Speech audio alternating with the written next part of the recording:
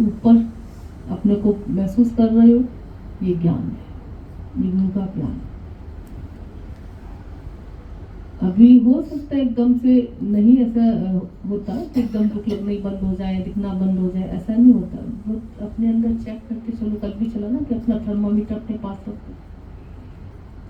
अभी कितना दुख लग रहा है, कितना मान अपमान लग रहा है, कितना अंदर में हालातें लग रही हैं, कितना अंदर में अज्ञान दिखाई पड़ रहा है, ये कर्म किसी का दिखाई पड़ रहा है, किसी से द्वेष, ये सब दिख रहा है अगर तुम्हें, तो बहुत बड़ी ईश्वर की कृपा है तुम्हारे ऊपर। लोग कहते हैं कि घर बन गया तो कृपा हो गई, बच्चा पैदा हो गया तो कृपा हो गई, घर वाले सब स्वस्थ है, साथ है तो कृपा हो गई। बोले ये तो सब प्रारब्ध के खेल है। ये तो ठीक है, कृपा का एहसास है, परमात्मा का शुक्राना है ना, बहुत मानना चाहिए अंदर में, पर ये सिर्फ सुख नहीं है और ये सच्चा सुख भी नहीं है। तो गुरु प्यार से आके कैसे हम सब की विवेक की आंख देता है। बोले सुत दारा और लक्ष्मी तो पापी को भी हो। सुत दारा और लक्ष्मी ये तो पापी को भी हो। घर में परिवार है, पत्नी है, पुत्र है, पैसा है, सब ये तो हर किसी को हो सकता है। एक बार पापियों के पास भी हो सकता है। डाकुओं के पास देखो क्या कमी रहती है, मुंह भरे आते हैं भंडारे उनके। पर संत समागम हरि कथा तुलसी दुर्लभ दुर्लभ चीजें हैं। दुर्लभ चीजें जहां इनका सहज मिलना मुश्किल होता है, कहते हैं बड़ी मुश्किल से मिलते हैं। सत्संग, सात्संगत, हरिचर्चा, गुरु की समझ, गुरु के विचार कोई बिरले भाग्यशालियों को नसीब होते हैं। और जब मिल जाता है भगवान का प्यार, सत्संग में स्थान, तब ये खेल शुरू हो जाते हैं। तभी बोलते ना कि भाव को भाव अलग आलस। सत्संग मन हो चाहे ना हो, दिल करे या ना करे, फिर भी जबरदस्ती आपके बैठ जाओ। यहाँ बैठना तुम्हारा बेकार नहीं जा सकता, क्योंकि नाम जपत मंगल दिस दसु। यहाँ बैठ के तुम्हारा मंगल ही मंगल होना है।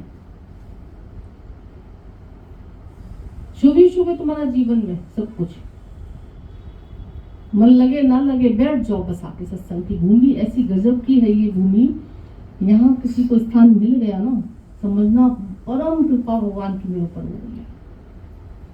क्योंकि यहाँ बैठ के अब ये कहानी शुरू होती है।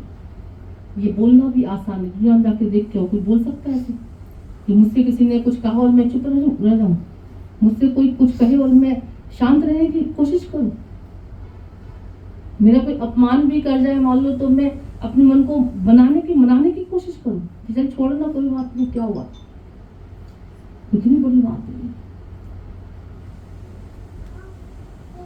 लाभ हानि जीवन मरण यश अपयश विधि हाथ। विधि हाथ थी। मान अपमान, लाभ हानि, जीवन मरण ये भगवान के हाथों में थे। पर कितनी गुरु की कृपा है, ये लाभ अपना हमको हमारे हाथ में गुरु ने दे दिया कि अपना तुम नुकसान कर रहे हो, फायदा कर रहे हो, तुम्हारे हाथ में रिमोट पकड़ा दिया। ये समझ देके अपना चेक करो। तो पहले कहते थे भगवान मेरे जीवन में दुख तूने इतने सारे क्यों भेज दिए, शिकायतें करते थे। आज जो पता चला कि दुख क्यों हो रहा है, अज्ञान के कारण हो रहा है। दुख क्यों हो रहा है, द्वेष देख लिया, द्वेष कर लिया, कुछ दिमाग बाहर चला गया। अभी हम लोग रास्ते में ही बात कर रहे थे कि भागवत में भगवान की लीलाओं का वर्णन हुआ और हमने सुना, आंसुओं से हमने को उसका वेलकम कर लिया बहुत अच्छे से। समय अपना खास टाइम हमारा बढ़िया हो गया। चलो बहुत अच्छी बात है। बेशक से कृष्ण लीलाएं भागवत में सुन ली, बहुत प्यारी लगती। परमात्मा की लीलाएं, भगवान का नाम, ईश्वर से जुड़ा हुआ हर काम कहने का मतलब बड़ा सुहावा, बहुत सुहाता है। बहुत सौभाग्य घड़ी होती है जब उसकी लीलाएं सुनते हैं, चर्चाएं सुनते हैं, बहुत कृपा होती है, अच्छी बात है बहुत। पर बोले वही लीलाएं अगर हम साकार में आए हुए परमात्मा की देखने लग जाए, जो कर रहा है वो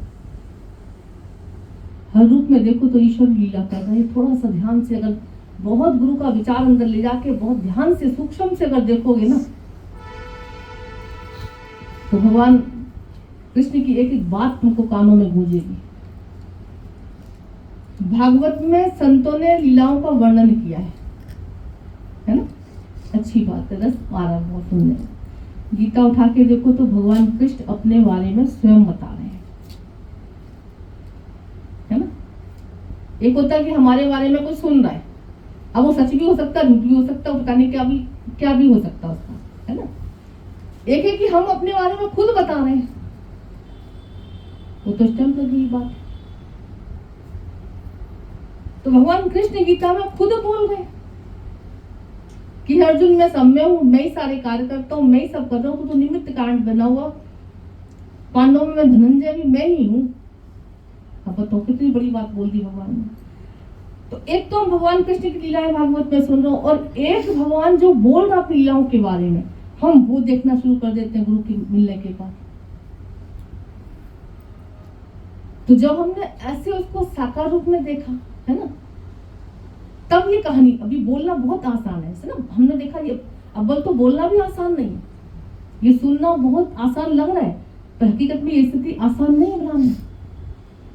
और यहाँ एक की नहीं है ऐसी, हर एक के जीवन में ये महसूस होता होगा, जितना टाइम सत्संग में बैठे हो आप लोग, हर किसी को लगता होगा कि जो बातें पहले हम 100 बार गलतियां करते थे, बोले वो कम से कम 50 बार होगा।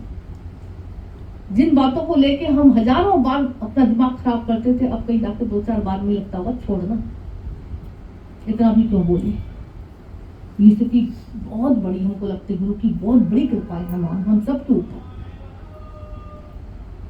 क्यों? क्योंकि अब भगवान ने क्या किया, बोले उन लीलाओं के साथ साथ, बोले जो अब साकार में कृष्ण बैठा हुआ सामने सबके अंदर बैठ के वो लीला खेल रहा है, उसको भी थोड़ा निहारते चलो। और जब उसको देखना शुरू करते ना, वाह भगवान इस रूप में तुम ऐसी लीला कर रहे हो, इस रूप में तुम ऐसी लीला कर रहे हो, वाह प्रभु तेरा रूप है। जैसे भगवान बोलते थे तुम मंदिर में जाते हो, तुम हनुमान जी के भी दर्शन करते हो, तुम काली जी के भी दर्शन करते हो, तुम सबके नरसिंह भगवान के भी दर्शन कर लेते हो, हर मूर्ति के दर्शन करते हो, और हर मूर्ति के दर्शन करके क्या करते हो, हाथ जोड़ लेते हो, सिर झुका लेते हो, नमन करते हो उनको, क्योंकि अंदर में बिठा रखा है कि वो भगवान है। अब गुरु जब साकार में मिलता है, वो क्या कहते हैं, मान लो घर में किसी का मुंह फूल जाए, होता है कभी कभी, घर ही है, उतार चढ़ाव आते रहते हैं, है ना, स्वास्थ्य संस्कार टकराते रहते हैं, कोई दिक्कत वाली बात नहीं, लहरें हैं उठती रहती है, चलती रहती है। तो गुरु ने कहा कोई बात नहीं, मेरे भाव ले जाओ, मेरे विचार ले जाओ, मेरे भाव से संसार को देखो, मेरी दृष्टि से संसार को देखो। क्या देखो? बोले किसी का अगर मुख फूला भी है, बोले कोई बात नहीं, भाव भगवान आज तो हनुमान जी साकार प्रकट हो गए, चलो तो अरे मुंह फुला के बैठी, कहानी कब बम बार हो जाए, आज तो मुंह ऐसे, तो काली सी बन के बैठी और काली चंडी बन के बैठी हुई, बोलते शब्द यही तो बोलते गुस्से में लोग को, आज तो मुंह फूला हुआ है, अब चंडी बन के बैठी आज पूरी। अब हम वैसे नेगेटिव रूप में बोल रहे उसको, है ना, बुराई के रूप में बोल रहे। गुरु ने कहा थोड़ा सा इसको सत्संग की तरफ जोड़ो, थोड़ा सा गुरु का विचार से जोड़ दो इसको, थोड़ा सा और अच्छे से भाव से जोड़ दो इसको, निगेटिविटी हटा के पॉजिटिविटी में आ जाओ। थोड़ा सा नेगेटिव ये चंडी बन के बैठी है तो मुंह फुला रहता है इसका, तो है ना, ये शब्द बेशक से ले लो, कोई बात नहीं, ले लो, तुम अपने पन की पूरी कर लो, थोड़ा सा से बोल दो, कोई बात नहीं, भगवान हनुमान जी आज तो मेरे घर में प्रकट हो गया। थोड़ा सा बोलने में, अच्छा बोलने में क्या जा रहा है, इतना सोचने में क्या जा रहा है, कुछ नुकसान हो रहा है, होएगा नुकसान कुछ, अगर हम ऐसे सोच लें, मान लो भगवान हनुमान जी तुम ऐसे ही प्रकट हो गए, वाह मुझे चंडी आज तुम ऐसे ही प्रकट हो गए, जैसे मान लो बहुएं मारती है बच्चों को, बाल पड़ के सासों की जान निकलती है, उन्हें देखा, मूल से ज्यादा बड़ा ब्याज प्यारा होता है। कोई कहता मेरे को कोई कष्ट नहीं है, तो बिलीव कहती है मेरे पास सातों सुख है, सातों सुख हमारे घर में, मतलब सारे सुख है, कहने का मतलब सातों क्या, हर सारे सुख है, पर मेरे को एक बड़ा कष्ट है। क्या कष्ट है भाई? मेरे जीवन का इतना बहुत बड़ा कष्ट है क्या कि मेरी बहू जो है ना, बच्चों को ऐसे मारती जैसे कपड़े धोते हैं। बड़ा जीवन का कष्ट, मैं उसे देखा नहीं जाता। मैं कहाँ जाके मरूं, कहाँ जाऊं? मेरा जी जलता है देख देख के। गुरु ने कहा ये अंदर में क्या ही कहे। ठीक है बेशक समझा लो प्यार से दिया, ना मारो ना करो। और हमने देखा सच में तुम्हारे मोह के कारण बच्चे और ज्यादा पिटते हैं। कई बार देखना जितना रोका जाता उतना हट जाओ सामने तो फिर भी हाथ उठ जाता हमने देखा, और जितना रोकोगे उतना उतना और ज्यादा खिंचात उनको होती है। तो भगवान ने कुछ समय बोला, भगवान तुम क्या मेरे घर में प्रकट होगा, चंडी देवी जय हो, बोल दो क्या जा रहा है ऐसे थोड़ा सा। सत्संग में मैंने कहा तुम्हारे भाव से उनके अंदर ना भगवान भगवती प्रकट हो जाते हो क्या? तुम बोल के तो देखो ऐसे, अपने भाव की दिव्यता से अपने अंदर धारण तो करो। कितने लोग आके हमसे बोलते हैं कि अब हम मन हमारा शांत हो गया, अब हम बच्चों को नहीं पीटते, हमारा हाथ ऐसे उठते उठते रुक जाते हैं। इतनी गजब की महिमा। ऐसा से भी कहती है भैया अब हमको मतलब नहीं है, ठीक है हम प्यार से समझा देते हैं, मानो तो ठीक है, नहीं मानो तो हम अपने साइड से हो जाते हैं। जैसे भी देखो, जैसे भी करो, भगवान का भाव रखते हैं, गुरु का भाव रखते हैं, गुरु का विचार याद करते हैं। ठीक है भैया जैसे भी समझा दिया, तुम ना मानो तो कोई जोर नहीं है, क्या कर सकते हैं। तुम साध बनो तो कोई चोर नहीं, दूर दूर करो कोई और नहीं, तुम ना मानो तो कोई जोर नहीं। तो गुरु ने कहा अंदर में ऐसे भाव रख के क्या जा रहा है? मंदिर में भगवान का दर्शन तुम करे आते हो, लंबे लेट हो जाते हो, थोड़ा सा संसार में जहाँ बैठे हो, जिसको देख रहे हो, जहाँ ही दृष्टि जा रही तुम्हारी, जो भी रूप में परमात्मा सामने प्रकट है तुम्हारे, बोल दो थोड़ा सा भाव भगवान क्या तेरी लीला है, क्या तेरा प्यार है। वहां इस रूप में भी तुम खेल कर रहे हो, इस रूप में तुम चल रहे हो, इस रूप में तुम सुना रहे हो, इस रूप में तुम सुन रहे हो, इस रूप में तुम कर रहे हो। अब भगवान कृष्ण ने गीता में क्या बोला? ये तो बोलो ना कि पांडवों में धनंजय भी मैं हूँ, मतलब अर्जुन बन के युद्ध भी कौन कर रहा है? मैं ही तो कर रहा हूँ। तो जो उन्होंने बोला थोड़ा सा हम देख लेते तो क्या जा रहा है, थोड़ा सा कहना मान लेते तो क्या जा रहा है। पर मंद बुद्धि, संसारी बुद्धि से अब क्या कहेंगे? ऐसे कैसे मान ले, क्या ऐसे कैसे भगवान देख ले, ऐसे कैसे हो सकता है इसके अंदर भगवान? हम भगवान की भी बात को भी नकार देते हैं, है ना। और कष्ट किसको मिलता है? टेंशन डिप्रेशन में कौन आता है? भगवान आता है। भगवान की मूर्ति तो वैसे ही मुस्कुरा रही, देखो तो कहीं मंदिर में चले जाओ, किसी भी तस्वीर को देखो, क्या गजब की स्माइल होती परमात्मा की। मूर्ति नहीं, मूर्ति की जरा सी भी शक्ल नहीं नजर होती ऐसी मुस्कुराती रहती, चाहे उसके पास कोई पापी जा रहा है, चाहे पंडित जा रहे, उसे कोई लेना देना नहीं, वो अपने सुख में मस्त है। तो गुरु ये अंदर का जो भाव हमको देता है ना, ये अंदर की परमात्मा की जो लीला है हमको अंदर की आंख से दिखाता है। आनंद ही आनंद है, हर जगह आनंद आनंद है। भक्ति माना आनंद देती, सुख देती। दुनिया में हर कोई भक्ति कर रहा है, हर कोई पूजा पाठ कर रहा है, हर कोई ईश्वर को सुमर रहा है। और किसी एक से पूछो सुखी हो, शायद ही कोई बोल पाए। पर सत्संग में बैठ गया, कोई ब्रह्म ज्ञान में बैठ गया, कोई कृष्ण की बातों को जीवन में उतार के बैठ गया, गुरु की मति से जिसने चलना सीख लिया, उससे पूछ क्या हो, दुखी हो तुम? दुखी पहले थे, पहले होते थे बड़े दुखी भैया हम तो। जैसा कोई कुछ कहता था तो आग लग जाती थी, जैसा कोई संकट आता था तो घबरा आता था मन, जैसा कोई ऊंच नीच होती थी तो बस कहाँ जाए, कहाँ जाके मरे, भगवान को शिकवे शिकायतें करते रहते थे। आज क्या हाल है सत्संग में, जितना जिसको टाइम हुआ है, हर किसी के दिल से क्या आवाज आती है? नहीं, दुख भरे दिन बीते रे भैया, अब सुख आए प्रभु, अब तूने कृपा बरसा रखी। अब दुख लगता भी तो मेरे अज्ञान के कारण लगता, अब दुख लगता है तो मेरे के कारण लगता, अब दुख लगता है तो मेरी चाहनाओं की इच्छाओं के कारण लगता है। बाकी तूने दुख कुछ बनाया ही नहीं है। तेरी सृष्टि में हम कैसे कह रहे हैं ये गलत है, ये सही है? बहुत प्यारी है तेरी सृष्टि, बहुत प्यारे तूने संसार में सब बनाया हुआ है, बहुत प्यारे लोग हैं, बहुत प्यारे संसार। एक संत, उससे पूछा भैया संसार में कैसे तुम जहां से निकल के आए हो, वहां के लोग कैसे थे? पूछ लिया ऐसी, बोले बहुत प्यारे लोग थे, बहुत अच्छे लोग थे, बहुत बढ़िया गजब का नेचर था उनका, बहुत भाव भक्ति वाले थे। अच्छा, तो दूसरा व्यक्ति आया निकल के उसी जगह से, भैया तुम जहां से आ रहे हो, रास्ता पूछ रहा था वो कोई, बोले जहां से आए थे वहां लोग कैसे थे? अरे बोले कुछ ना पूछो, ऐसे मक्कार बदतमीज लोग, जाही गंवार। अब जिन लोगों ने पूछा कि संत भी उसी जगह से निकल के आया, भैया वो तो कह रहा तारीफ करते टकरा की बहुत बढ़िया लोग, बहुत बढ़िया लोग, और उसी जगह से भैया तुम आए, तुम कह रहे हो बहुत गंदे लोग हैं, बहुत ऐसे लोग हैं, अब क्या करें?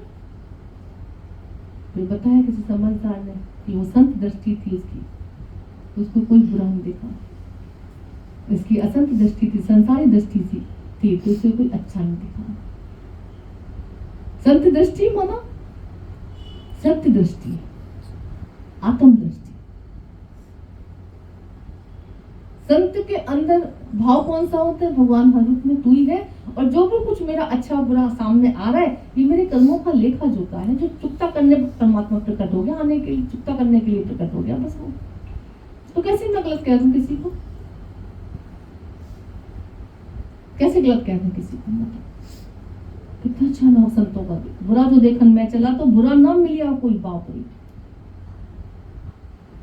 कबीर जी ने बोले पहले तो स्टार्टिंग जब थी उनकी, इस रास्ते पे बड़े जैसे चले कदम रखा,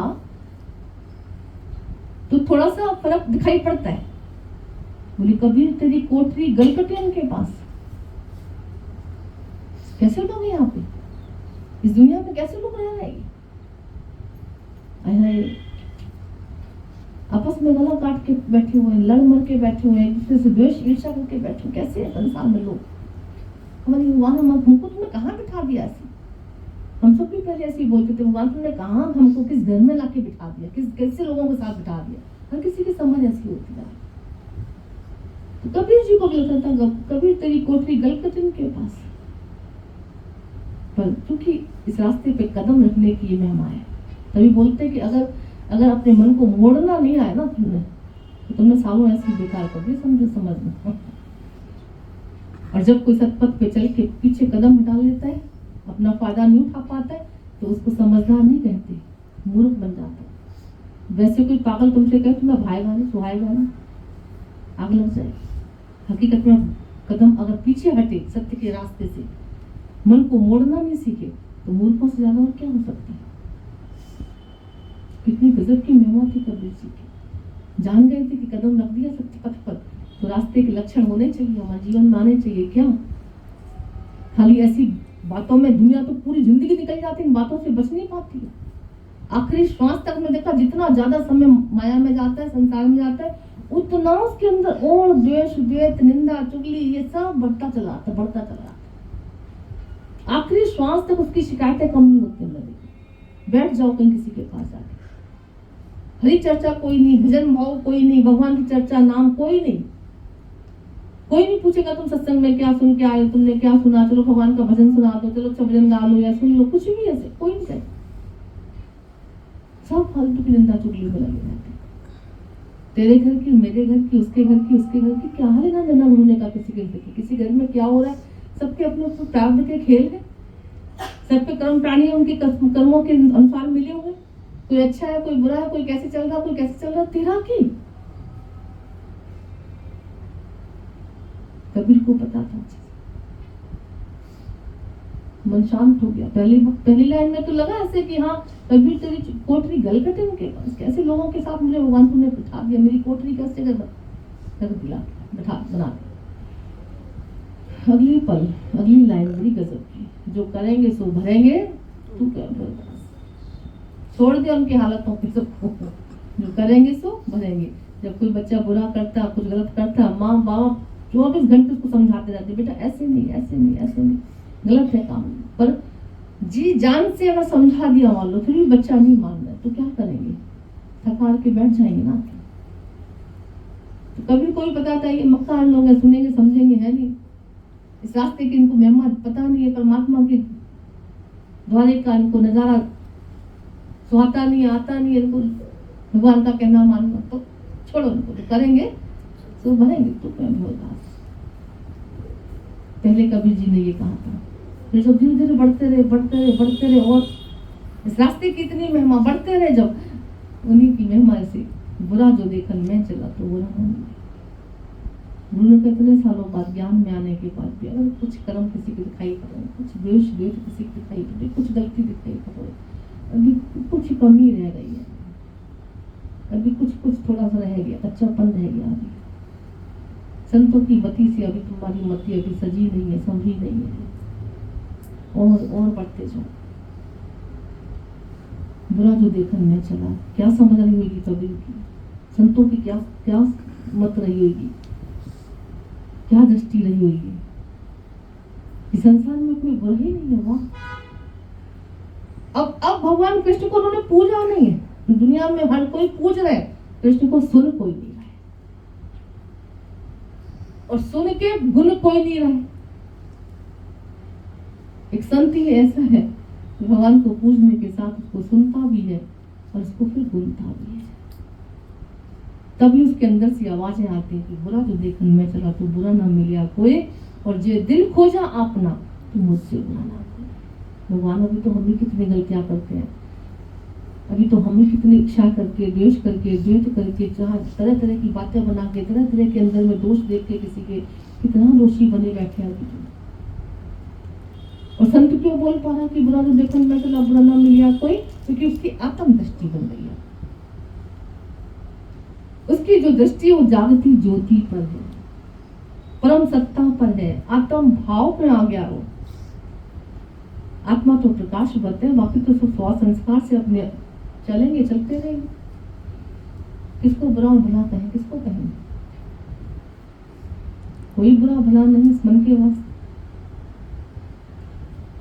सब बहुत बढ़िया, सब बहुत बढ़िया बोल के तो देखो क्या जाना, नुकसान क्या हो रहा है इसमें। सब बहुत अच्छे, चेहरे की मुस्कुराहट माई को छीनने की ताकत नहीं किसी में, कोई छीन ले, कोई कम कर दे। गुरु के वचनों पे चल के तो देखो जरा, मान के तो देखो संतों की बातों को।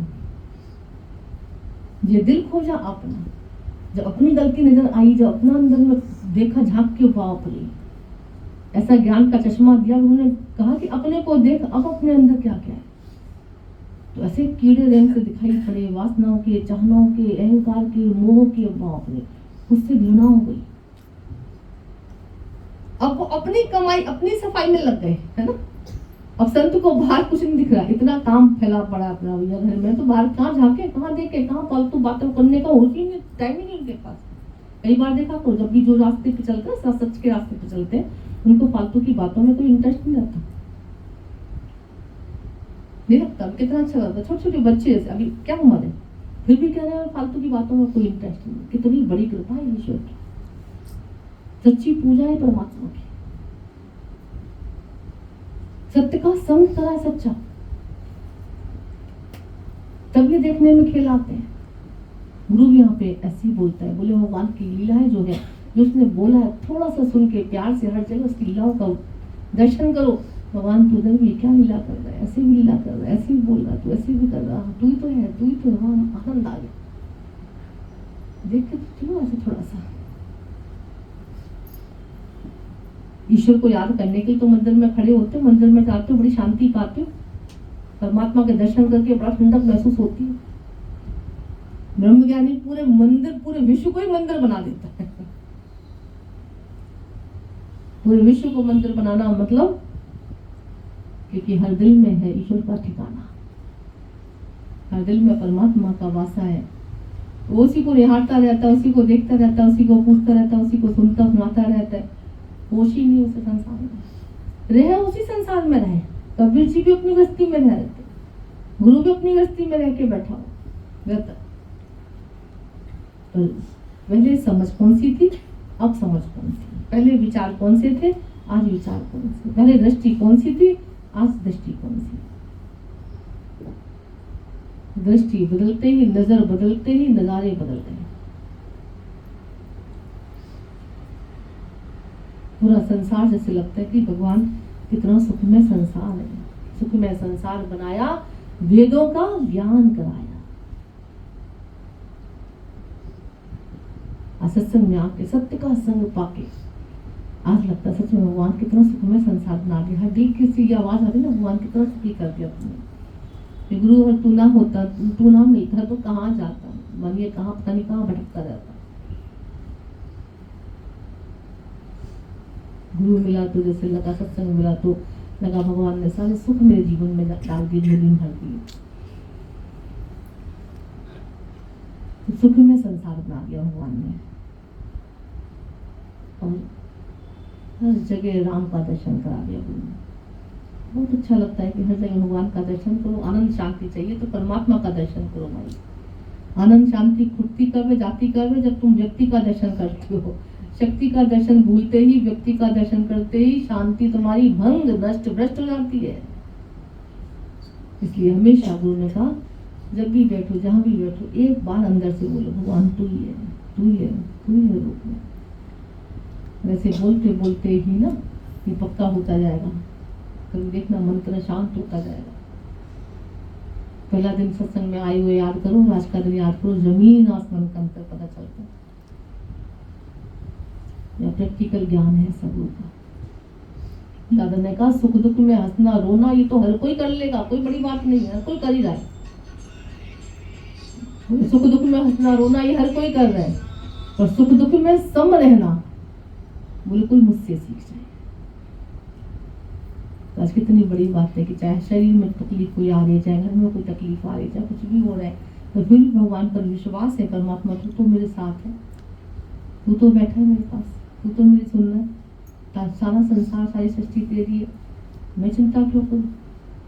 ये भाव है अगर, कितनी बड़ी बात है कि हम इस संसार में रह के, घर परिवार में रह के मन को शांत कर पाते हैं, परमात्मा से बात कर पाते हैं, विश्वास रख पाते हैं, और यही कारण है कि हम आनंद में जीवन जी पाते हैं। तो दादाजी तब से बोलते थे, तब बोलते थे सुख दुख में मतलब हंसना होना तो हर कोई जानता है। सुख आया तो सुखी होलिए, दुख आया तो दुखी होलिए, तो बड़ी बात थोड़ी है।